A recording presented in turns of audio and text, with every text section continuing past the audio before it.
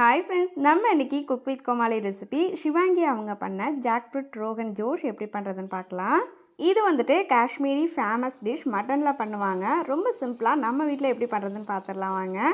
அதோட நம்ம சேனலில் இருக்கிற கிவ்அவேலையும் எல்லோரும் கண்டிப்பாக பார்ட்டிசிபேட் பண்ணுங்க. நம்ம சேனலில் எவ்ரி மந்த் கிவ்அவே இருக்கும். வீடியோ லிங்க் ஃபஸ்ட் கமெண்டில் கொடுக்குறேன்.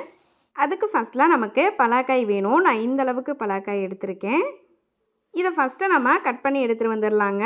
இது போல் கொஞ்சம் சின்ன சின்ன பீஸஸாக கட் பண்ணிவிட்டு தண்ணியில் போட்டுருங்க. அப்போ தான் நமக்கு கருத்து போகாமல் இருக்கும். கட் பண்ண பலாக்காய்கள் எல்லாத்தையும் ஒரு குக்கரில் மாற்றிக்கோங்க. கூடவே கொஞ்சம் தண்ணியும் சேர்த்துக்கலாம், காய் வெந்து வர்றதுக்காக. அப்புறமா உப்பு சேர்த்துட்டு குக்கர் நம்ம க்ளோஸ் பண்ணிடலாம். ஒரு 4லேருந்து 5 விசில் போல் வச்சுக்கோங்க. நல்லா சாஃப்டாக நமக்கு வெந்து வந்துடும் பலாக்காய்கள் எல்லாம். இது இருக்கட்டும். அடுத்து 2 தக்காளி எடுத்திருக்கேன். அதை தண்ணியில் நல்லா கொதிக்க வச்சுக்கோங்க.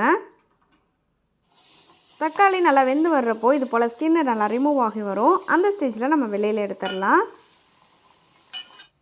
அடுத்து ஒரு 2 போல் வெங்காயம், மீடியம் சைஸ் வெங்காயத்தை நான் ரஃபாக கட் பண்ணிவிட்டு மிக்சர் ஜாரில் மாற்றிக்கோங்க. இதில் கொஞ்சமாக தண்ணி சேர்த்து இதை ஃபைனாக நல்லா அரைச்சிட்டு எடுத்துகிட்டு வந்துக்கலாம். இதை அப்படியே ஒரு பவுலுக்கு மாற்றி வச்சுக்கோங்க. அடுத்து நம்ம தக்காளியை அரைச்சிக்கலாம். நம்ம வேக வச்சுருந்த தக்காளி மேலே உள்ள தோலெல்லாம் ரிமூவ் பண்ணிக்கலாம்.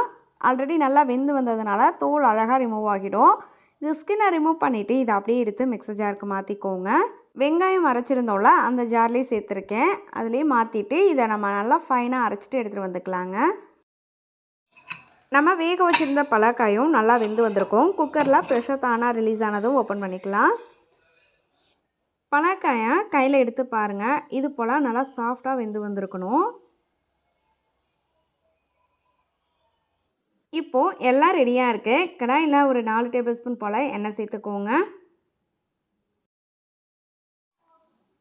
எண்ணெய் சூடானதும் இதில் பிரிஞ்சி இலை, கொஞ்சமாக கல்பாசி, ஒரு சின்ன துண்டு பட்டை, ஒரு 4 போல் கிராம்பு சேர்த்துக்கிறேன். கொஞ்சமாக அன்னாசி பூ, 2 ஏலக்காய், அப்புறமா ஜாதி பத்திரி கொஞ்சமாக உடச்சிட்டு சேர்த்துக்கிறேன். லைட்டாக இதை கலந்துக்கோங்க. அப்போ ஃப்ளேவர்லாம் நல்லா நமக்கு கிடைக்கும். இப்போ இதில் நம்ம ஆல்ரெடி அரைச்சி வச்சுருந்த வெங்காயம் பேஸ்ட்டை சேர்த்துட்டு நல்லா பச்சை வாசனை போகிறது வரைக்கும் வதக்கிக்கோங்க.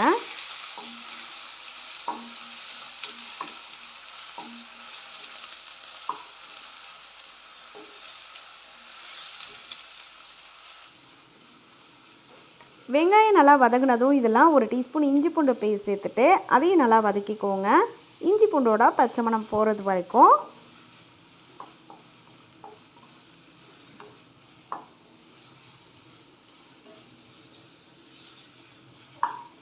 இது கூடவே நம்ம பேஸ்ட் பண்ணி வச்சுருக்க தக்காளியும் சேர்த்துட்டு நல்லா மிக்ஸ் பண்ணிக்கோங்க.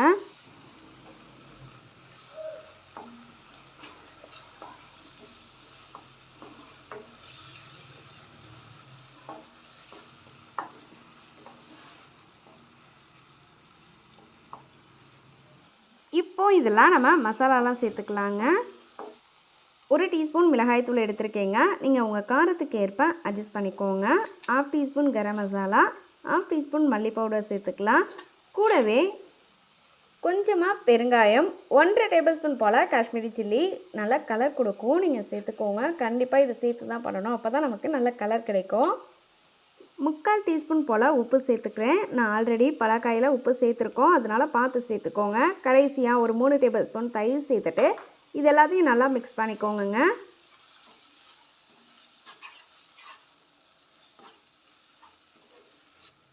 நல்லா மிக்ஸ் பண்ணிவிட்டு ஒரு 2 நிமிஷத்துக்கு மசாலா உள்ள பச்சை வாசனைலாம் போகிறது வரைக்கும் குக் பண்ணிக்கோங்க. அப்புறமா நம்ம வேக வச்சுருந்தா பலாக்காய்களெல்லாம் சேர்த்துக்கலாம்.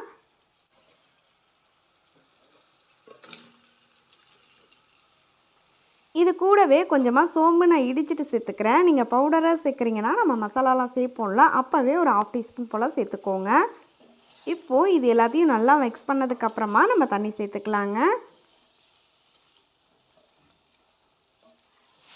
இப்போது தண்ணி சேர்த்துக்கலாம். கொஞ்சமாக தண்ணி சேர்த்துக்கோங்க. நல்லா திக்காக செமி கிரேவியாக இருந்தால் தான் சீஸ் ரொம்ப சூப்பராக இருக்கும். தண்ணி சேர்த்து நல்லா மிக்ஸ் பண்ணிவிட்டு உப்பு காரம் செக் பண்ணிக்கோங்க.